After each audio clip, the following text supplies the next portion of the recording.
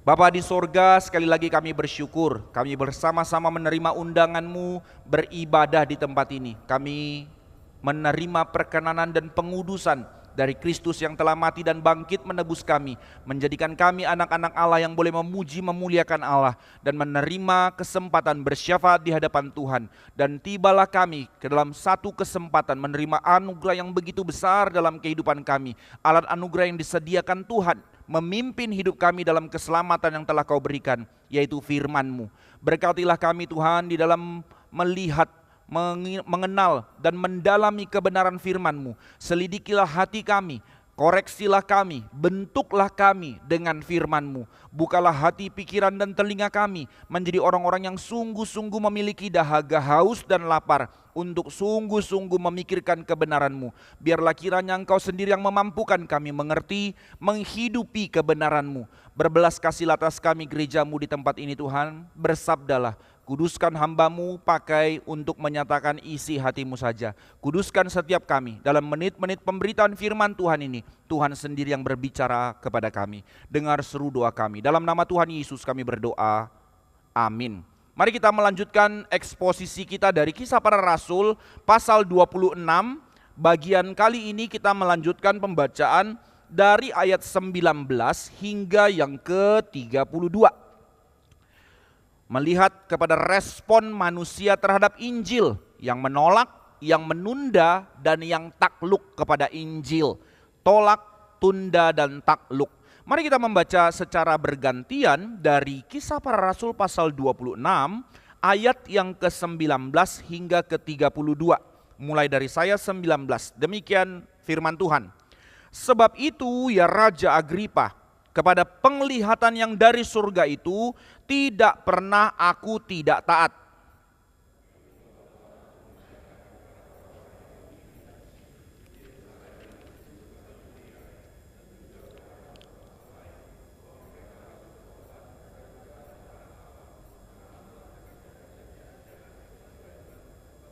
Karena itulah orang-orang Yahudi menangkap aku di bait Allah dan mencoba membunuh aku.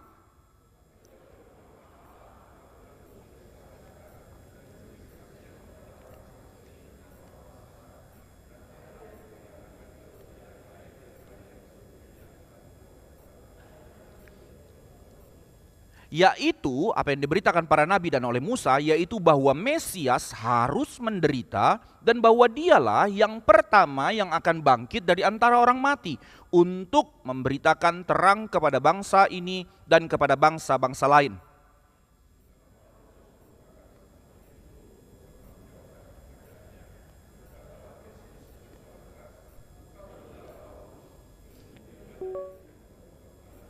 Paulus menjawab, aku tidak gila, Festus yang mulia. Sebaliknya aku mengatakan kebenaran dengan pikiran sehat.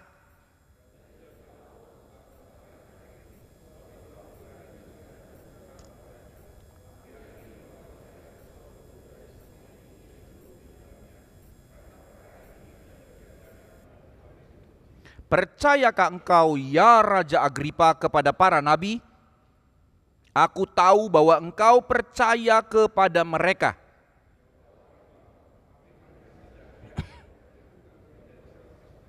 Kata Paulus, aku mau berdoa kepada Allah supaya cepat atau lambat, bukan hanya engkau saja, tetapi semua orang lain yang hadir di sini dan yang mendengarkan perkataanku menjadi sama seperti aku, kecuali belenggu-belenggu ini.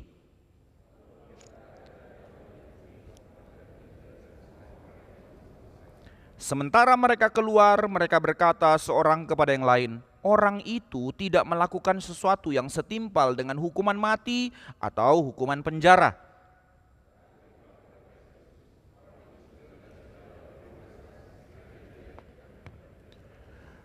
Bapak Ibu sekalian, di dalam anugerah Tuhan kita telah belajar tentang Kisah Para Rasul pasal 26 dari kesaksian Paulus ketika dia mengalami persidangan. Pada bagian sebelumnya dari pasal 26 kita telah melihat satu kebenaran yang sangat limpah dan sangat kuat, bahwa Injil itu ternyata tidak sekedar memperbaiki hidup kita. Kuasa Injil tidak hanya sekedar menjadi satu penenang atau menjadi opium atas perasaan kita. Tidaklah demikian, tapi kuasa Injil adalah kuasa yang menyelamatkan, yang berarti Injil itu menghentikan langkah kita dari cara pikir yang salah, membalikkan arah kita, dan memberikan kita tujuan baru. Inilah arti keselamatan dari kuasa Injil yang bekerja. Jadi bukan sama sekali, bukan tentang perasaan demi perasaan, bukan tentang memperbaiki hidup dari yang jahat menjadi yang baik. Itu dampak dari Injil, bukan tujuan dari Injil. Tapi sekali lagi, kita telah melihat bagaimana karya Injil bekerja, menghentikan langkah kita, membalikkan arah kita, dan memberikan kita tujuan baru. Inilah kuasa Injil. Maka kita benar-benar melihat itu nyata dalam kehidupannya Paulus sebagai sebuah cerminan yang Alkitab catatkan bahwa itu juga yang dikerjakan Allah dalam kehidupan kita. Maka di dalam kehidupan Paulus kita melihat satu kontras, bukan hanya sekedar dulu jahat menjadi baik. Dulu dia baik, tetapi dia tidak mengerti kebenaran. Dahulu di dalam sangkanya oleh kebaikannya, dia menganiaya jemaat. Tetapi di dalam anugerah kuasa Injil, dia diubahkan, dibalikkan arah menjadi seorang pemberita Injil. Dari penganiaya orang yang percaya kepada Injil, menjadi orang yang setia menderita mengabarkan Injil. Dari orang yang hidupnya dulu tampaknya benar, tetapi di dalam arah yang salah. Inilah radikalnya kehidupan Paulus diubahkan menjadi hidup yang benar-benar dipimpin oleh Kristus. Inilah Injil, saudara. Ini kuasa Injil. Tetapi kita tidak berhenti di situ. Sekarang kita melihat, kita masuk lebih dalam lagi di dalam bagian-bagian akhir dari kisah para rasul yang menunjukkan kuasa Injil itu terus bekerja. Dan bagaimana akhirnya manusia berespon terhadap Injil. Alkitab dengan jujur mengisahkan hal ini. Jadi Alkitab bukan story-story romansa, bukan tentang hal-hal yang selalu baik dan mulia, bukan tentang perfection orang-orang yang dipakai Tuhan. No, Alkitab berbicara jujur tentang karya dan anugerah Allah dan tentang bagaimana manusia berespon kepada Allah. Maka karena kuasa Injil itu dinyatakan dan bagaimana manusia berespon terhadapnya. Inilah yang Alkitab mau singkapkan untuk kita pelajari. Sebab ternyata kuasa Injil yang sejati itu pasti selalu menyingkapkan isi hati manusia. Karena Injil itu selalu bekerja menyingkapkan isi hati manusia, tidak mungkin tidak manusia akan dan pasti bereaksi karena sesuatu yang menyingkapkan, yang membongkar, yang menelanjangi hatinya. Lalu bagaimana manusia bereaksi terhadap satu kuasa yang berkarya, bekerja di dalam menyingkapkan isi hati manusia. Nah, ini yang kita mau lihat. Maka Injil itu seperti sebuah terang yang muncul di tengah-tengah kegelapan. Ketika terang menyala di tempat yang tersembunyi, maka tiba-tiba seluruh tempat itu menjadi kelihatan dengan jelas. Ini kan prinsip terang. Suatu hal yang sederhana yang kita tidak perlu pusing. Itu real di dalam hari-hari untuk kita lihat. Kita pulang ke rumah, kita mau masuk ke kamar, waktu tik nyala. Sepersekian detik. Maka semua terang itu menyingkapkan semua hal yang ada di ruangan itu. Maka di dalam terang dari lampu yang menyala, kita melihat semua yang tersembunyi kelihatan, yang selama ini tak terlihat, tak terjangkau, menjadi nyata terungkap. Ini prinsip terang. Demikianlah kita boleh mengerti di dalam konsep terang itu juga bukan hanya melihat apa yang tersembunyi, tetapi ketika terang itu dinyalakan di ruang gelap, apa juga yang kelihatan? Debu kan ya? Kotoran juga tersingkap. Kotoran-kotoran yang tadinya tidak jelas, yang mungkin kita juga sudah injak atau kita sentuh, kita nggak pernah lihat. Tapi ketika nyala lampu dinyalakan, kita lihat partikular-partikular kecil-kecil itu ada sepertinya berterbangan. Seolah-olah baru saja barang itu ada di situ. Padahal dari tadi ada di situ. Nah, inilah konsep terang. Lampu yang dinyalakan itu sebenarnya tidak menciptakan kotoran itu. Bukan karena tiba-tiba lampu ada maka kotoran ada. Bukan karena lampu itu maka lampu itu yang menciptakan kotoran itu. No, terang dari lampu itu hanya menyingkapkan kekotoran yang memang sudah dari sananya ada di situ. Saudara, inilah yang mau digambarkan oleh oleh Alkitab tentang Injil. Bahwa Injil ketika diberitakan dengan sangat jelas, bukan tentang permainan emosi ya. Injil yang sejati ketika diberitakan itu seperti nyala yang terang itu. Dia menyingkapkan segala hal yang tak kelihatan. Bahkan terlebih lagi ada aspek yang sangat fundamental di dalam Injil yang sejati, akan menyingkapkan dosa dan isi hati manusia. Itu sebab ketika Injil diberitakan, sebenarnya ketika orang mendengar, maka bukan muncul pertanyaan, apakah ini kebenaran? Enggak saudara, itu seperti seolah-olah pertanyaan yang netral. Sebenarnya karena kuasa Injil yang sejati itu menelanjangi, membongkar dan menunjukkan hal yang kotor, maka sebenarnya reaksi manusia cuma satu pertanyaan sebenarnya. Bagaimana saya berespon terhadap hal ini? Nah itu yang disebut sebenarnya di hadapan Injil tidak ada posisi yang netral. Ini bukan hanya sekedar ini orang ngomong benar atau tidak. Tapi setiap kali Injil yang sejati didengar, orang mau tidak mau secara eksistensial di dalam hatinya. Karena sadar ditelanjangi, pertanyaan yang muncul adalah bagaimana saya harus bereaksi? Bagaimana saya harus berespon terhadap berita ini? Yang benar-benar berkuasa ini, yang sekarang berusaha membongkar saya ini, menghentikan saya, mau membalikkan saya. Bagaimana saya berespon? Ini yang kita mau lihat. Maka hari ini kita melihat di dalam kisah yang tadi kita baca. Minggu lalu kita sudah baca bagian pasal ayat 19-nya tentang pertobatan Paulus. Tapi kita lihat lagi, 3 jenis, 3 respon manusia terhadap Injil. Yang pertama diberitakan tentang bagaimana Paulus memberitakan tentang responnya terhadap Injil. Dia Paulus sang penganiaya jemaat, sang penolak Injil, sekarang takluk kepada Injil. Lalu yang kedua digambarkan tentang Festus, wali negeri itu dengan keras dan dengan tegas menolak Injil. Sementara seorang yang teredukasi dan belajar kisah perjanjian lama yaitu Agripa mengambil jalan soso-soso katanya ya, jalan tengah yang seolah-olah itu lebih ideal, tetapi inilah tanda kerusakan dalam hatinya. Dia memilih untuk menunda saudara.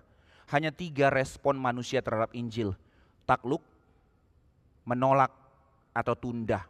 Dan yang menarik, ini bukan hanya kisah 2000 tahun lalu terjadi respon manusia terhadap Injil, tetapi sebenarnya ini adalah respon yang akan selalu ada di dalam seluruh sejarah perjalanan hidup manusia sampai second coming. Bahwa manusia akan berespon dengan 3 hal ini saja, menolak, menunda, atau takluk. Dan menjadi satu pertanyaan penting dan menjadi pernyataan yang serius bagi kita. Bahkan saudara, bukan hanya respon dunia 2000 tahun perjalanan, respon kita hari ini dalam ruangan ini pun ada di dalam 3 bagian ini. Saudara dan saya, sebelum kita teruskan dan bahkan sebenarnya tidak perlu kita teruskan, satu pertanyaan eksistensial yang perlu kita jawab dan sebenarnya sudah selesai mimbar ini. Jawablah di hadapan Tuhan dengan gentar. Bagaimana engkau meresponi kuasa Injil yang sejati itu selama ini? Engkau benar-benar takluk? Bukan kata aku percaya. Engkau benar-benar takluk? Atau selama ini sebenarnya engkau seperti mengaku percaya tapi engkau menolak? Atau sepertinya lebih baik engkau tunda dan tunda? Mari kita perhatikan realitas dari 3 jenis respon terhadap Injil. Yang pertama Paulus. Respon Paulus terhadap Injil dicatat dari ayat 19 sampai 23. Dia menjadi satu cerminan bagaimana manusia berespon terhadap Injil, yaitu hati yang tertunduk, hati yang takluk kepada Injil. Paulus berkata di dalam kesaksiannya, sebab itu ya Raja Agripa, aku tidak pernah tidak taat kepada penglihatan surgawi ini. Saudara, ini satu kalimat yang tidak sederhana. Ini kalimat yang terlalu besar. Dia tidak hanya sekedar berkata, aku menjadi gentar dan aku mau sungguh-sungguh terima kuasa atau berita Injil ini. Tidak, dia mengatakan hal yang terlalu besar. Sebab itu, aku tidak pernah tidak taat kepada penglihatan surgawi ini. Berarti dia mau memberikan pertanggungjawaban. Gak ada satu kali pun dia undur, gak ada satu kali pun dia meragukan, gak ada satu kali pun dia menjadi kecewa oleh karena kuasa Injil yang bekerja dalam hidupnya. Kita tahu berapa radikalnya kuasa Injil bekerja dalam dia. Stop, menghentikan langkah yang rasanya begitu baik itu, membalikkan arahnya dan memberikan tujuan baru. Dan dia mengatakan, aku tidak pernah tidak taat.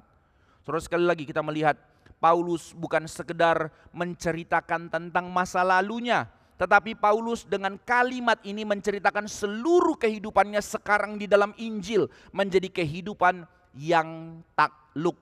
Ini bukan kisah pertobatannya dulu 23 tahun sebelumnya. Ini sekarang di dalam kondisi dia di hadapan Agripa setelah 20 tahun pelayanan. Bukan bilang tentang peristiwa waktu dia berjalan itu maka dia tunduk. Tetapi kalimat yang dilakukan itu adalah satu kalimat yang dari dulu sampai sekarang terjadi. Bahwa tidak pernah aku tidak taat. Satu kontinuitas, konsistensi. Justru di sini kita melihat inilah kesimpulan dari seluruh kehidupan Paulus di dalam Injil. Bagaimana Paulus yang telah berjumpa dengan Kristus mengalami satu perubahan hidup yang total, perubahan hidup yang radikal menjadi kehidupan yang takluk. Sekali lagi saudara-saudara sekalian, kita melihat suatu hal yang indah di sini.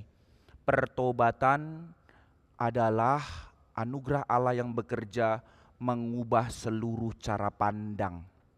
Pertobatan bukan hanya mengubah perilaku, tapi mengubah cara pandang. Ini yang disebut pertobatan. Paulus yang dahulunya bukan orang sembarangan. Sebelum bertobat kita sudah melihat bagaimana kisah pasal 9 mengisahkan, kisah pasal 22 mengisahkan, kisah pasal 26 sekali lagi mengisahkan. Bahkan di dalam Korintus dia menceritakan tentang siapa dia dengan segala kriterianya, tentang kefarisiannya, ketaatannya dan segala macam. Dia seorang yang sangat religius, dia seorang yang sangat disiplin. Dan dia memiliki satu keyakinan iman yang firm. Dia tidak mau kompromi dalam imannya. Bahkan di dalam ketika dia memutuskan untuk menjadi penganiaya orang Kristen, dia berpikir dia sedang melayani Tuhan.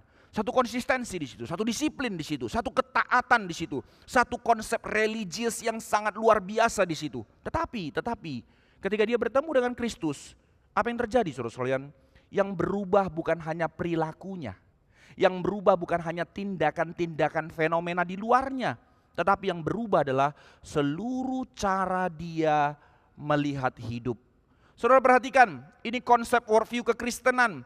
Apa arti saudara menerima Kristus? Bukan tentang perpindahan tempat, dahulu saudara penghuni neraka, saudara sekarang penghuni sorga. Bukan, keselamatan itu bekerja dalam hidup saudara. Injil, kuasa Injil itu bekerja dalam hati saudara. Berarti saudara dan saya mengalami perubahan cara melihat hidup. Worldview yang diubahkan, cara pikir yang disadarkan. Ini echoing kepada kalimat Paulus dalam Roma pasal 12. Berubahlah oleh karena pembaharuan akal budimu. Lihat apa yang diubahkan Tuhan. Pembaharuan. Bukan hanya pembaharuan perilaku tindakan. Itu dampak dari pembaharuan kuasa Injil.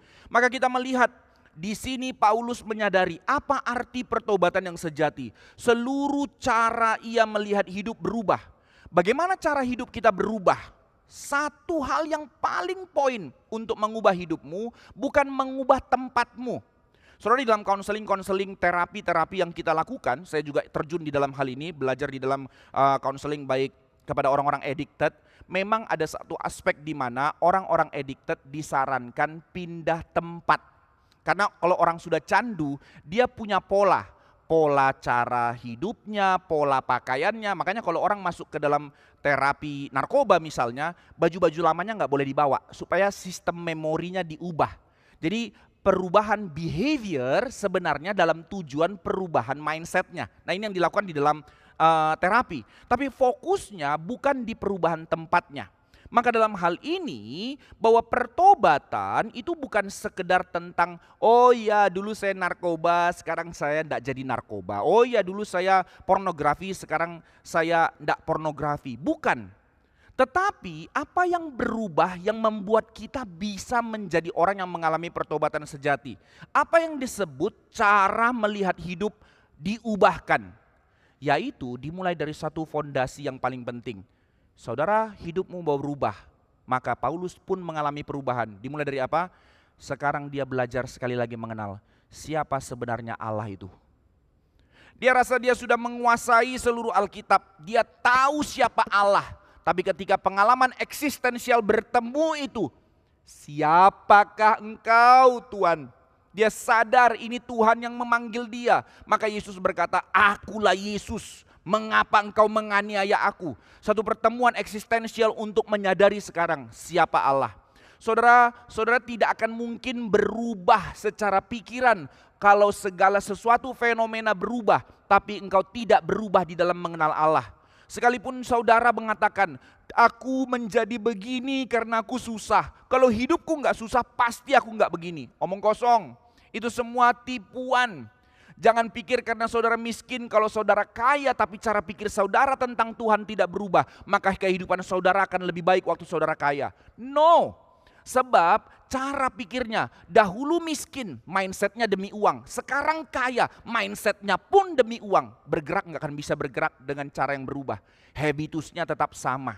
Tetapi di dalam kesadaran pengenalan akan Allah, disitulah dia sadar siapa dia di hadapan Allah. Apa yang menjadi rencana Allah. Dan tentunya pengenalan akan Allah yang sejati itu hanya benar-benar bisa terjadi ketika dia benar-benar mengenal siapa Kristus. Nah, ini di dalam teologi reform kita belajar melihat kelimpahan ya. Kita hanya bisa benar-benar mengenal Allah di dalam pengenalan akan Kristus. Tetapi sebaliknya, kita hanya boleh mengenal Kristus dengan benar di dalam pengenalan akan Allah Tritunggal. Tidak boleh pisah. Orang-orang yang akhirnya berpikir tentang Kristus saja, maka muncullah kampanye-kampanye penolakan kata Allah di dalam Alkitab. Semua dibuang. Nggak ada itu. Pokoknya hanya Yesus. Wah, Trinitasnya jadi ngaco. Tetapi ada orang-orang yang berusaha bicara tentang Trinitas, tapi tidak mengerti tentang Kristus dengan benar. Akhirnya jadi ngaco-ngaco lagi. Maka di sini kita boleh melihat bagaimana Paulus mengenal Allah dengan benar di dalam pengenalan akan Kristus. Dan dari pengenalan akan Kristus, dia baru menemukan perubahan cara pikir, perubahan paradigma yang akan mengubahkan cara hidup. Ini yang menjadi arti dari pertobatan. Menemukan tujuan hidup baru di dalam Kristus. Sekali lagi, saudara-saudara sekalian, apa itu pertobatan? Apa tanda pertobatan itu bekerja dalam hatimu? Menemukan tujuan hidup baru di dalam Kristus.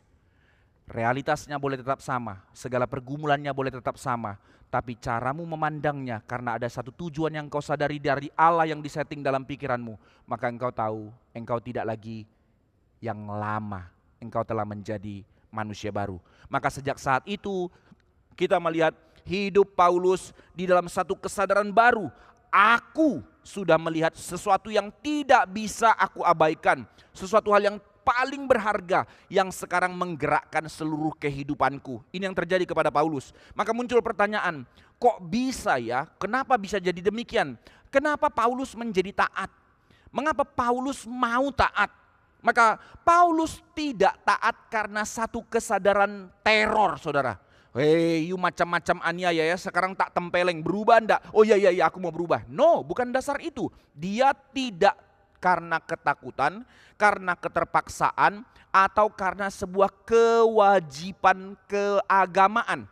Lihat apa yang dilakukan sebelumnya. Di dalam kesadarannya, sangkanya dia menjadi orang yang mencintai Tuhan. Maka dia melakukan kewajiban keagamaan. Front pembela Yahweh. Maka dia minta surat izin dari para imam untuk tangkap orang Kristen keliling dari satu kota ke satu kota yang lain. Bukan karena kesadaran yang benar, tapi karena kesadaran kewajiban agama. Menjadi pembela Tuhan. Tetapi sekarang di dalam anugerah yang mengubahkan, di dalam pertobatan, Paulus mengalami perubahan. Ia menjadi taat. Bukan takut, bukan terpaksa, bukan kewajiban. Tetapi karena ia telah mengalami, telah berjumpa dan mengalami kelimpahan di dalam Kristus yang hidup. Saudara, ini kekuatan kita. Somehow sepertinya klise, tapi kita lihat lebih dalam lagi. Justru sadarlah, ingatlah kalimat ini. Satu-satunya kekuatan di dalam ketaatanmu adalah ketika engkau berjumpa, mengalami dan limpah dengan Kristus yang hidup. Dan ketika seorang benar-benar melihat Kristus, menyadari Kristus di dalam hidupnya, tidak mungkin orang tersebut mau dan bisa kembali seperti sedia kala masa lalunya. Karena dia tahu berharganya Kristus dalam hidupnya. Maka demikianlah kita melihat di sini Paulus ketika Tuhan telah menghentikan langkahnya. Stop secara radikal dari satu jalan yang dianggapnya begitu mulia membela Tuhan. Tapi dihentikan. Lalu Tuhan paksa membalikkan arah hidupnya dari kebutaan itu untuk menjadi seorang yang akhirnya melihat dengan cara yang baru. Dia tidak berkata pada momen itu, tunggu ya, tunggu, saya pikir-pikir dulu. Tunggu ya, saya renung-renung, kira-kira boleh enggak? Untung ruginya bagaimana? Tidak saudara, hari itu dicatat ketika dia di Damsyik itu mengalami pertobatan. Seketika itu dia bersaksi untuk Injil. Nah ini cara Tuhan mengubah cara pikir. Ini bukan sekedar Paulus menjadi orang yang lebih baik. Tapi di sini kita boleh melihat prinsip pertobatan. Bahwa hidup yang ditaklukkan dan dipimpin oleh Kristus. Itu tanda Allah bekerja dalam hati kita. Hidup yang ditaklukkan dan dipimpin oleh Kristus. Maka apa isi ketaatan Paulus? Mari kita memperhatikan. Paulus menjelaskan bahwa ia memberitakan tentang pertobatan, berbalik kepada Allah. Perhatikan saudara, satu kalimat pendek-pendek tapi satu susunan yang membentuk cara pikir yang benar. Apa yang kualami? Pertobatan. Apa itu pertobatan? Berbalik kepada Allah. Dan dari hidup yang berbalik kepada Allah menjadi hidup yang menghasilkan buah. Bayangkan dengan kalimat sependek ini, tapi dia bisa menggambarkan tentang kuasa Injil bekerja dalam hidupnya. Pertobatan bukan tentang perasaan yang ditenangkan, tapi pertobatan satu perubahan paradigma, berbalik kepada Allah. Dan dari kehidupan yang berbalik kepada Allah menghasilkan hidup yang berbuah. Dan di dalam hal ini Paulus menegaskan, aku tidak mengatakan apa-apa selain daripada apa yang dikatakan para nabi, mulai dari Musa. Maka dia menyaksikan hal yang diberitakannya ini bukan suatu hal yang tiba-tiba muncul, bukan ide baru yang dirancangnya. Sekarang di dalam apologetika yang berusaha memutarbalikkan fakta mengatakan, hei, kamu bukan pengikut Yesus, kamu mengikut Paulus, karena Paulus itu orang gila yang membuat percaya kepada Yesus sebagai Tuhan. Nah ini teologinya Paulus, makanya 13 suratnya. Aduh, orang terlalu karikatural mau kotak-kotakin seperti itu, tidak ada waktu lah untuk menjawab orang kayak gitu ya. Gembalakan kepada kebenaran. Maka di sini justru menjadi jawaban sudah clear dikatakan Paulus. Selidiki, apakah yang kukatakan ini satu hal ide baru? Apakah ini satu kegilaan orang skizofrenik menciptakan satu ide seperti Hitler membuat satu ideologi di Jerman untuk mempengaruhi? No, ini bukan satu hal yang baru. Even bahkan sebenarnya Hitler bukan membicarakan suatu hal yang baru kan? Dia sangat dipengaruhi oleh Karl Marx sangat dipengaruhi oleh Hegel. Jadi itu satu pemikiran yang sudah ada di dalam sejarah sebenarnya. Tapi kembali dalam hal ini, Paulus menyingkapkan bahwa apa yang dikerjakannya, apa yang diberitakannya, justru apa yang dikatakan oleh perjanjian lama. Itu sebab kegeraman orang Yahudi itu tidak bisa bantah. Karena benar, nubuatan tentang Mesias yang dikatakan para nabi, dia harus menderita. Maka saudara-saudara sekalian, di sini kita melihat ketaatan Paulus bukan suatu ketaatan yang barbar, tapi bagaimana yang disebut taat, bukan suatu hal saudara berani kerjakan ini, kerjakan itu. Saudara, apa tanda definisi saudara menjadi taat kepada Tuhan? Yaitu saudara punya hati yang begitu luas untuk terus minta dan peka bagaimana saudara hidup menggenapi rencana Allah. Saudara perhatikan kalimat ini terlalu sederhana. Apa tanda saudara menjadi taat? Konsistensi uang yang kau berikan, dukungan moral yang kau berikan, segala hal pelayanan yang kau sudah kerjakan. No. Tunggu, ya itu tentu bisa menjadi tanda ketaatanmu. Tapi jika semua itu engkau lakukan bukan karena kesadaran mencari dan peka apa yang menjadi rencana Allah, saudara kerjakan apa? Itu mirip seperti Paulus yang dahulu. Taat, disiplin. Ini anda pernah tanya apa yang Tuhan mau? Sangkanya dia melakukan itu menjadi penolong Tuhan, membantu Tuhan. Tapi sekarang apa arti ketaatan baginya sekarang? Bahwa dia merindukan dan peka menggenapi rencana Allah. Saudara terlalu indah. So bagaimana saya jadi orang taat Pak? Berdiamlah. arahkanlah hatimu kepada kebenarannya, sehingga engkau semakin mengerti isi hatinya. Disitulah Tuhan menjadi Tuhan dan Raja atas hidupmu. Disitulah engkau diperhitungkan Tuhan di dalam ketaatan. Seterbatas apapun engkau, tapi ketika engkau taat kepada apa yang menjadi rencana Tuhan, maka di situ Tuhan berkenan. Tapi sesibuk apapun engkau, terlalu sibuk di dalam pelayanan, tapi tidak pernah mau tahu rencana Tuhan, itu bukan ketaatan. Kan pernah saya kasih ilustrasi di sini kan ya, ilustrasi omong kosong itu. Saya datang kepada istri saya, andai-andai omong kosong ya, saya bilang, "Ma, ini uang bulanan ya, 500 juta per bulan, harus habis ya, kalau nggak habis saya marah loh. Kalau habis nanti bilang saya kasih lagi, pokoknya apapun saya kasih, apapun segala macam." Tapi giliran saya datang, saya pulang, istri bilang, "Oh saya mau cerita tentang," saya nggak mau sibuk lagi, urusan anak, pokoknya kamu urus semuanya. Kopi, mana, pijit. Itu bukan sebuah kesetiaan saya kepada istri saya, itu ketaatan yang tidak pernah mau tahu apa yang menjadi keinginan istri saya. Maka sama dengan Tuhan, saya kerjakan ini ya Tuhan, ya tenang di situ, saya pokoknya lakukan ini. Tapi ketika Tuhan bilang, jadi sebenarnya, oh tenang Tuhan, duduk aja di situ, saya kerjakan ini dan itu. Saudara, itu bukan taat. Saudara seperti superhero yang Tuhan butuh kita, no. Dan sekali lagi kita melihat, maka di dalam pemberitaan Paulus apa yang dikatakannya? Apa yang kuberitakan, pertobatan, berbalik kepada Allah dan hidup menghasilkan buah. Maka arti pertobatan hanya terjadi karena apa yang dikerjakan oleh Kristus. Maka dia memberikan kesaksian bukan tentang pengalamannya, tapi tentang Kristus. Maka dia berpusat kepada berita tentang Kristus yang menderita, Kristus yang bangkit, dan Kristus yang menjadi terang. Motif terang itu muncul sekarang, yang menelanjangi, yang membongkar, yang menghentikan, membalikkan arah dan memberikan tujuan baru. Maka disinilah kita boleh melihat tanda dari orang yang berespon dengan benar di dalam dengan kuasa Injil, yaitu sebuah ketertundukan, bukan sekedar percaya. Apa arti percaya yang sejati? Engkau tunduk, saudara, engkau tunduk. Poinnya buat kita sekarang apa? Apa yang menjadi pembelajaran buat kita? Apa poinnya respon Paulus ini untuk kita? Saudara-saudara sekalian, seringkali ketika kita mendengar tentang orang-orang yang taat atau undangan panggilan ketaatan untuk kita, yang kita rasakan adalah, aduh berat. Oke, saya mau percaya Yesus, tapi saya diundang untuk taat. Waduh, setengah mati, berat.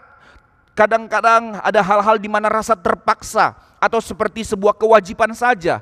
Seolah-olah di dalam panggilan ketaatan yang Tuhan perintahkan untuk kita, itu adalah Tuhan meminta sesuatu dari kita. Dan kita harus berusaha keras untuk memberikannya. Karena Tuhan minta, maka saya harus berikan.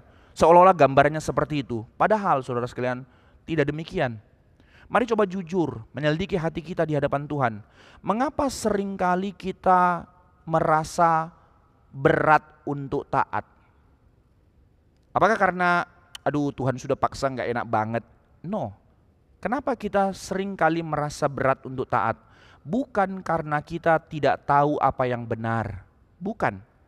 Kita tahu bahwa di dalam panggilan Tuhan kita ditebus, kita dipanggil untuk menjadi orang yang jujur, kita dipanggil untuk belajar memiliki hati yang luas dan mengampuni, kita dipanggil untuk menjadi hidup yang benar. Tetapi tetap saja sulit. Why? Perhatikan kalimat ini. Disinilah Paulus memberikan gambaran itu. Justru problem ketaatan itu menjadi sulit karena apa? Karena Kristus belum menjadi pusat hidupmu. Oh saudara, ini kalimat begitu penting. Berapa banyak orang menjadikan Tuhan tempelan dalam hidupnya. Berapa banyak orang percaya sama Tuhan tapi menjadi sisipan, menjadi bagian. Bukan bagian yang tidak penting. Penting tetap ada, di mana Tuhan ada. Tapi tidak pernah Tuhan itu menjadi otoritas. Tidak pernah Tuhan itu menjadi pusat. Tidak pernah menjadi lokus dan dasar seluruh tindakannya. Tuhan engkau boleh ada. Kasih ruang. Kalau ibaratnya ini hatiku ini rumah, 3/4 milikmu. Wes oke. Tapi 1/4-nya tenang, saya ngurus. Saudara, enggak. Bukan itu pertobatan. Ketika engkau menjadi orang yang menerima Kristus dengan cara yang demikian, engkau akan terus seumur hidup menjadi orang yang sulit untuk taat. Karena Kristus belum pernah menjadi pusat hidupmu. Kita masih melihat di dalam saya melayani Tuhan, saya beribadah, saya lakukan ini dan itu, saya kerjakan kok. Tetapi di tengah-tengah kondisi seperti itu, saya masih tetap melihat dalam hati saya ada aspek-aspek kenyamanan yang masih terlalu menarik untuk ditinggalkan. Ada tempat-tempat kenyamanan yang saya bangun tembok untuk Tuhan, jangan ganggu bagian ini. Ada tempat di mana penerimaan orang lebih penting daripada mengikut apa yang Tuhan rencanakan. Ada tempat-tempat di mana keuntungan diri lebih berharga ketimbang mengerjakan pelayanan yang harus mengalami kerugian. Sehingga ketika harus taat, rasanya seperti akan banyak kehilangan. Rugi. Bagaimana kenyamananku? Bagaimana penerimaan orang terhadapku? Bagaimana keuntunganku, profitku? Tetapi Paulus berbeda, saudara sekalian. Paulus berbeda. Di dalam narasi yang kita lihat, satu gambaran yang begitu sederhana tetapi indah. Bukan karena Paulus lebih kuat daripada kita. Dia ordinary seperti kita, ordinary. Bukan karena Paulus lebih disiplin dan lebih setia, maka dia menjadi berkenan di hadapan Tuhan. Tetapi kunci satu-satunya, cara Tuhan mengubah Paulus menjadi begitu radikal. Karena dia telah melihat dan menjadikan Kristus lokus, pusat hidupnya. Saudara, ini calling bagi kita. Dia melihat kemuliaan Kristus yang paling berharga. Dia melihat otoritas Kristus yang menjadi jaminan. Dia melihat kasih Kristus yang menjadi kekuatan. Maka ketika dia melihat semua itu, kemuliaan Kristus, otoritas Kristus, kasih Kristus menaunginya, maka disitulah kesadaran yang sangat limpah itu muncul. Semua yang lain memulai kehilangan daya tariknya.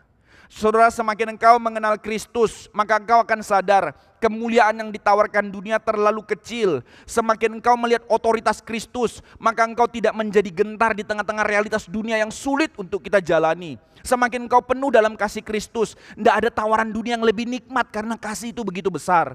Ini yang dikatakan Paulus kan, yang kita tahu dalam Filipi pasal 3 ayat 7 sampai 8 itu. Semua kuanggap sampah karena pengenalan akan Kristus. Saudara, terlalu ringan kalimat ini. And yet kita tidak mau menerima undangan ini. Maafkan saya dengan segala hormat. Betapa bodohnya kita. Bukan karena kurang hati mau melayani ini dan itu. Justru kenapa jadi kurang hati melayani, kurang hati susah untuk taat. Karena engkau tidak menjadikan Kristus pusat hidupmu. Paulus melepaskan yang lama dengan sendirinya. Karena bukan dipaksa. Bukan karena kewajiban agama, tetapi karena ia melihat sesuatu yang jauh lebih berharga, yaitu pengenalan akan Allah itu sendiri. Dan bukankah apa yang dialami Paulus dan yang dikatakannya dalam Filipi itu adalah apa yang dikatakan Yesus di dalam doanya. Yohanes 17 ayat 3 itu, sebelum Yesus ditangkap, di dalam pengajarannya dari pasal 14, 15, 16 Yohanes, dan dalam doanya pasal 17 dia berkata, dan inilah hidup yang kekal itu, hidup kekal yang kuberikan itu. Apa itu? Pengenalan akan Allah. But yang terutama itu justru hal yang paling kita take it for granted. Ironis, saudara. Maka sekarang kita melihat demikian juga dengan kita. Selama kita belum melihat Kristus sebagai yang paling berharga, yang paling memuaskan, yang paling layak diikuti, karena di situ ada pengharapan dan jaminan.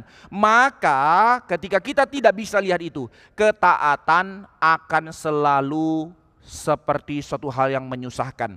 Ketaatan akan selalu terasa seperti suatu hal yang bikin rugi, tidak bikin untung. Akhirnya harus ada hal-hal yang saya harus kehilangan karena saya harus taat sama Tuhan. Itulah cara pikir yang terus dibuai oleh dosa.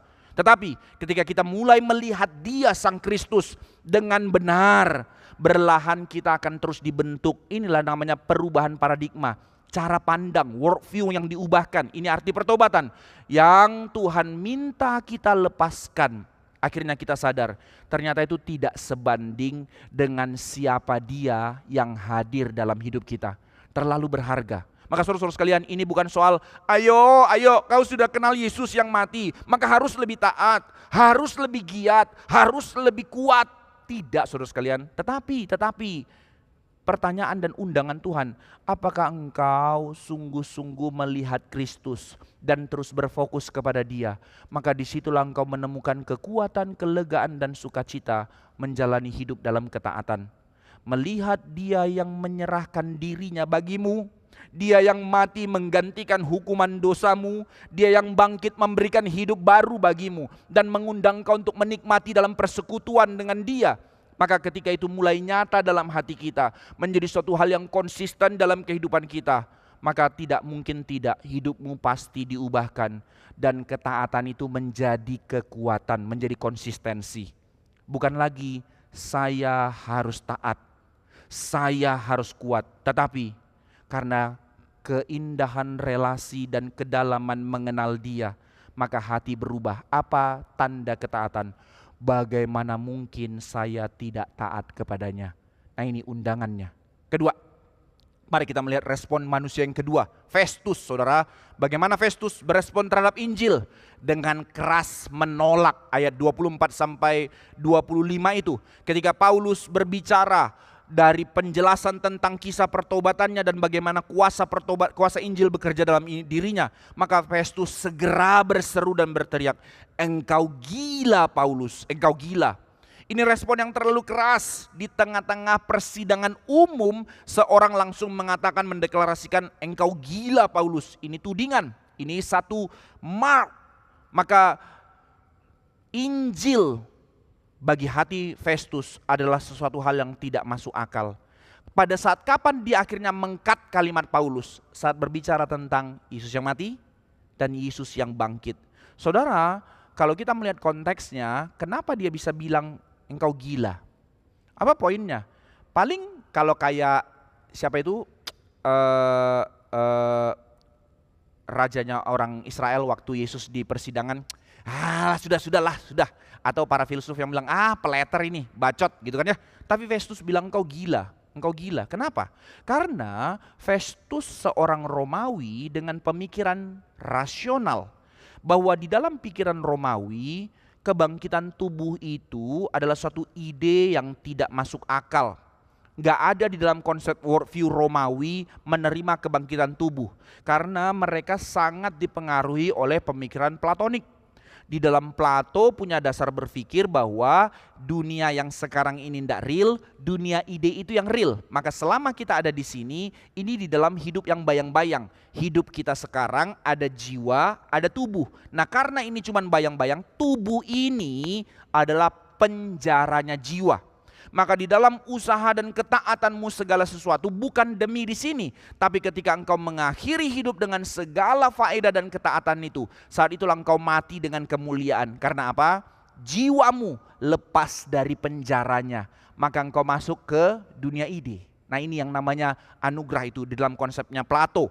Mereka percaya bahwa kematian akhirnya adalah sebuah pembebasan karena jiwa akhirnya lepas dari penjaranya. Lah sekarang ada seorang bernama Paulus memberitakan bahwa ada kebangkitan tubuh. Mulai dari yang pertama yaitu Yesus, tubuh bangkit. Loh kalau gitu berarti penjaranya dibangun lagi, jiwanya ditarik masuk penjara lagi. Nah masuk akal, orang gila kamu, orang gila. Itu yang dipercaya oleh Festus. Itu sebab ketika Festus mendengar semua ini, ada kebangkitan, ada penggenapan sejarah dari kebangkitan Kristus yang dinyatakan dari perjanjian lama, ada Mesias yang bangkit, baginya itu semua tidak rasional. Maka di sini kita boleh melihat, menganalisa dari apa yang menjadi respon Festus terhadap Injil. Saudara, Festus bukan kurang informasi, melainkan urusan hati yang memang dengan ketegaran atau kedegilan menolak. Festus bukan kurang pengetahuan. Dia mendengar Paulus. Maka ketika dia mendengar, Festus berkata, lihat, dia tidak berargumentasi omong kosong, tapi yang dia katakan tentang pengertian. Maka responnya kepada Paulus, pengetahuanmu yang banyak itu membuat engkau gila. Jadi data dia sudah tidak bisa bantah. Valid, inilah kuasa Injil itu. Makanya itu sebab dia bukan sedang bertanya ini benar atau tidak. Ini sebuah keberadaan eksistensial yang ditelanjangi oleh kuasa Injil. Saya harus berespon apa? Dan Festus memilih untuk menolak, saudara, menolak. Maka di sini kita boleh melihat, dia melihat Paulus terlalu banyak berpikir sangkanya. Tetapi dia tidak bisa menerima kesimpulan dari cara berpikir struktur yang dikatakan oleh Paulus tentang Injil. Maka sebenarnya gambaran ini apa tujuannya Lukas harus catat? So what? Oke, sudah dengar orang Festus, ya sudahlah, penghuni-penghuni neraka biar aja dia mati. Tunggu. Mari kita belajar. Ini satu pembongkaran cara pikir. Maka melalui Festus dihadirkan di dalam Kisah Para Rasul 26, saudara-saudara sekalian, ini kita belajar di dalam perjalanan sejarah bahkan sampai hari ini. Ada orang-orang yang terus akan berpikir seperti ini. Orang-orang yang terdidik tetapi tetap menolak Injil. Ini yang Alkitab mau sampaikan. Karena masalahnya bukan urusan intelektual, tapi urusan hati. Ini urusan masalah manusia. Maka saudara-saudara sekalian, mari kita lihat realitas di tengah-tengah lingkungan kita, di tengah-tengah kehidupan kita. Ada banyak orang hari ini berkata, saya itu orang yang logis, saya harus berpikir segala sesuatu rasional atau tidak, bahkan baru saya mengambil keputusan. Orang-orang yang berbilang seperti ini, faktanya sangat ironis, bilang pikir logis, segala sesuatu harus rasional atau tidak, baru saya mengambil keputusan. Tetapi faktanya menarik, banyak sekali ternyata aspek di dalam pengambilan keputusan orang-orang seperti ini ambil berdasarkan intuisi. Orang-orang yang bilang bisnismen yang sangat logis, lihat peluang, lihat ini dan segala macam, harus begini.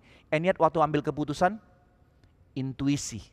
Sekarang anak-anak muda banyak sekali kan ya bermain di ranah kripto lah, tidak mau lagi kerja di sektor real dan segala macam. Dan gambarnya sangat kait dengan bicara, aduh nggak ada tempat untuk Tuhan, tidak masuk akal itu. And yet waktu dia mengambil keputusan di mana ini, di mana itu dan segala macam, berdasarkan intuisi.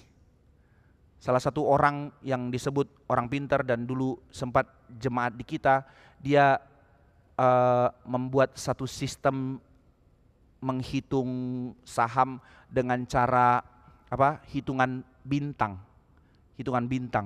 Orang pintar memang, orang pintar. Tapi di sini kita lihat saudara, serasional-rasionalnya manusia ada urusan dengan intuisi. Bukan hanya intuisi sebenarnya, orang-orang pintar seperti ini banyak juga mengambil keputusan berdasarkan perasaan atau berdasarkan keberuntungan. Rasio sih, tapi ada aspek yang terlalu banyak, intuisi, perasaan, dan keberuntungan. Dan lucunya, dia bilang dia rasional, tapi banyak sekali keputusannya yang didasari oleh intuisi, perasaan, dan keberuntungan. Dan lucunya ketika Injil diberitakan, bicara tentang dosa, bicara tentang salib, bicara tentang kuasa kebangkitan menjadi satu-satunya jalan dan pengharapan, apa respon mereka? Gak masuk akal, beritamu itu gak masuk akal. Giliran keputusan-keputusan hidupnya banyak sekali intuisi yang tidak didasari oleh akal. Lihat, ini ironisnya manusia. Padahal sebenarnya saudara sekalian, yang ditolak bagi mereka tidak masuk akal bukan logika Injil yang tidak masuk akal, tetapi yang mereka bilang tidak masuk akal sebenarnya implikasi Injil, dampak Injil. Lihat tadi, yang harus menghentikan langkahnya, mengembalikan arah hidupnya, memberikan tujuan baru dari Tuhan, bukan tujuan dari dia. Wah, tidak masuk akal. Sangkanya dia lebih tahu apa yang dia butuhkan ketimbang Tuhan yang intervensi dan memimpin kehidupannya. Ini realitasnya. Saudara, somehow kita akan bilang, iya ya, gila juga ya dunia. Tunggu, belum selesai berita ini. Sekarang firman Tuhan mau bilang, itu bukan hanya orang di luar sana yang bilang. Saudara, inilah menjadi tangisan kita. Bahkan gereja, di dalam gereja, begitu banyak orang menghidupi cara hidup seperti ini. Senang belajar, logik. Senang diskusi, sampai reformanda, itu banyak di gereja kita. Senang bertanya, pelajaran apapun datang. Senang ibadah. Either karena itu satu hal yang memuaskan pikiran, rasional, enak di GRI, sangat rasional. Atau either karena datang ke tempat ibadah yang dimana ditenangkan dari segala kecamuk Senin sampai Sabtu, ribetnya pekerjaan. Maka waktu datang ke gereja itu kayak ada perasaan teduh, tenang. Tetapi seolah sudah baik dan kasih persembahan kok. Kasih ikut mau dipakai, oke, melayani, oke. Tetapi ketika firman menyentuh core hidupnya, ketika firman mulai mengkulik atau mulai menghancurkan tembok-tembok yang dimana tadi disembunyikan Tuhan tidak boleh intervensi, saat itu dia mulai mundur. Oh, kalau bagian ini jangan. Nah, lihat kan ya, berapa banyak orang Kristen seperti ini. Karena yang dia cari bukan kebenaran, yang dia inginkan bukan perubahan menurut cara Tuhan. Yang dia inginkan adalah pemuasan perasaan. Berubah boleh kalau sesuai dengan agenda saya, bukan perubahan dari apa yang Tuhan kehendaki. Maka saudara-saudara sekalian, hati-hati. Ini menjadi warning bagi kita. Pengetahuan bisa menjadi alasan untuk menolak Injil, seolah-olah karena pikiran logis. Bukan. Bukan karena Injil itu tidak benar, bukan karena Injil itu tidak masuk akal. Tetapi sebenarnya kenapa dunia, bahkan kenapa banyak orang di gereja menolak Injil? Karena Injil itu terlalu mengganggu cara hidupmu. Injil itu mengkoreksi, Injil itu menghentikan langkah. Ini yang jadi masalah. Itu sebab Festus memilih tolak. Yang ketiga, terakhir, maka respon Agripa terhadap Injil. Ini yang sepertinya seperti lebih baik menunda, tapi inilah yang paling bermasalah. Saudara-saudara sekalian, ini bagian yang paling tragis. Agripa berkata, hampir saja engkau meyakinkan aku menjadi seorang Kristen.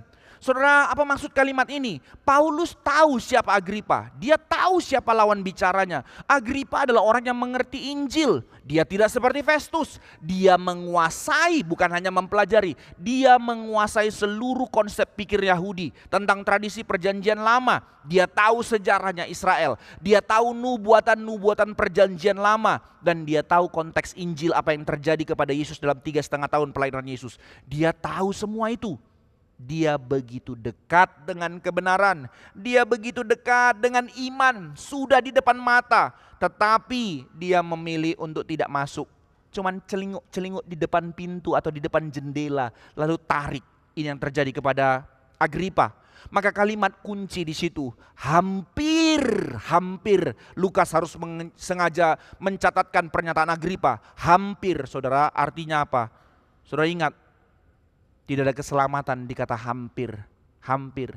Saudara ada di dalam ruangan ini. Saudara ikut, kalau pakai Ibrani bilang, mengecap karunia surgawi. Saudara ikut, tetapi ikut bukan karena saudara masuk menerima undangan Tuhan untuk Kristus bertahta dalam hidupmu. Itu hanya hampir. Maka di sini kita boleh melihat mengapa Agripa menunda.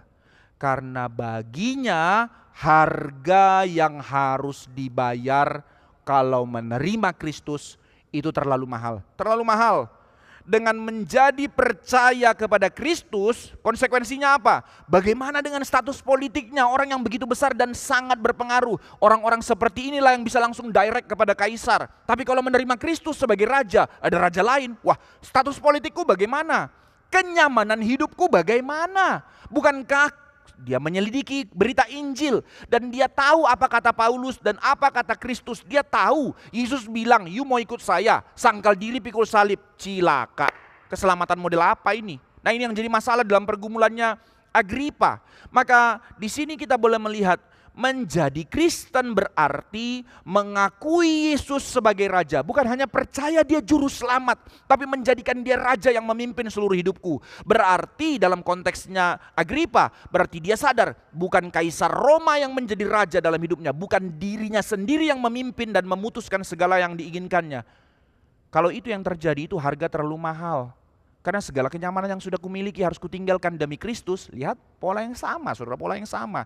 Respon orang terhadap Injil. Maka posisinya akan terguncang. Relasinya dengan urusan pejabat dan segala macam akan pasti berubah. Siapa orang yang akan menghormati dia lagi? Maka hidupnya tidak akan sama lagi karena Injil. Maka karena itu ia memilih menunda. Dia tidak berani bilang tidak. Karena dia tahu itu kebenaran. Dia tidak bisa bantah kok. Karena di mana? Lihat waktu mereka meninggalkan, Agripa yang bilang, orang ini tidak punya kesalahan apapun untuk dihukum mati. Dia tahu kebenarannya, valid. Segala konsep filosofi Yunani, Romawi yang dipelajarinya pun kalah di dalam berita Injil. And yet dia tidak mau terima karena zona nyaman. Tapi dia tidak berani tolak total seperti Festus. Karena dia tahu ini kebenaran. So pilih apa? Tunda. Sampai saat ini saudara-saudara banyak orang berkata, nanti saja aku serius ikut Tuhan. Nanti kalau sudah mapan aku akan melayani. Nanti kalau sudah siap aku akan ikut dalam pelayanan gerejawi. Nanti. Tetapi saudara ketahuilah peringatan firman Tuhan melalui kisahnya Agripa. Hidup ini tidak pernah akan benar-benar siap. Saudara bilang nanti, tunggu siap. Kapan itu siap? Itu fata morgana, tidak pernah ada. Saudara, even saya waktu menyerahkan diri jadi hamba Tuhan, tidak pernah ada, oke, ini sudah siap maka saya masuk. Nggak ada momen itu saudara, nggak ada. Nggak pernah benar-benar siap. Kenapa? Di satu sisi natur dosa akan terus mendakwa kita. Di sisi lain kedagingan kita akan terus membuat kita sulit untuk meninggalkan hidup lama kita, kenyamanan kita. Karena ketika kita harus melangkah, berarti di situ kita harus keluar dari segala zona nyaman kita, comfort zone kita itu. Maka terlalu susah. Itu sebab terlalu gampang untuk bilang nanti. Yang sebenarnya sampai kapan? Maka akan ditanya, oke, nantinya itu kapan? Sedikit lagi. Kapan? Sudah belum? Sedikit lagi, sampai mati, saudara, sampai mati. Tidak ada itu. Maka respon Paulus kepada Agripa, dia tidak menghardik, tetapi inilah cinta kasih dan kuasa Injil itu bekerja. Satu respon yang sangat menggentarkan. Orang yang sangat kuat di dalam apologetika, tapi dalam hati yang sangat luas menggembalakan. Maka Paulus berkata, aku berdoa. So easy untuk Paulus bilang, celaka lu Agripa, tidak ada lagi waktu. Setelah saya ini, aku tetap pilih banding. Makanya Agripa bilang, nggak ada alasan, dia sebenarnya udah bebas. Kalau dia tidak mau naik banding kepada Kaisar. Berarti dalam hal ini, either Paulus bego atau cari-cari masalah. Ngapain lagi naik banding sampai Kaisar? Sudah benar terbukti tidak bersalah kok. Ya sudah kan, lepas dong. No, dia tahu pimpinan Tuhan, Injil harus diberitakan sampai ke, tanda petik, pusat bumi, sampai kepada Kaisar. Itu sebab Paulus memilih untuk naik banding.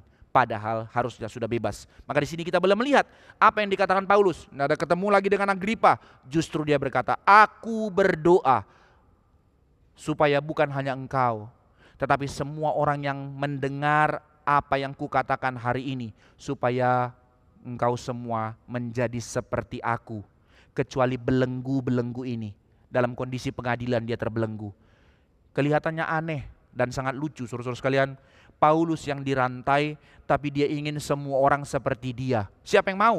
Justru di sini Paulus membuka mata mereka, karena dia tahu semua yang hadir dalam kondisi yang sepertinya bebas itu, tapi mereka lah orang-orang yang terbelenggu dalam dosa dan di dalam kebinasaan. Justru hanya dia yang dalam kondisi terbelenggu oleh rantai itu, tetapi dia sendiri yang sebenarnya mengalami kebebasan, benar-benar bebas, karena dia di dalam Kristus. Inilah hati seorang yang telah menemukan hidup yang sejati. Saudara perhatikan, menunda. Terlihat baik-baik saja, aman, tidak bahaya. Tetapi sebenarnya menunda adalah wujud penolakan yang paling halus yang akan menghancurkan hidupmu.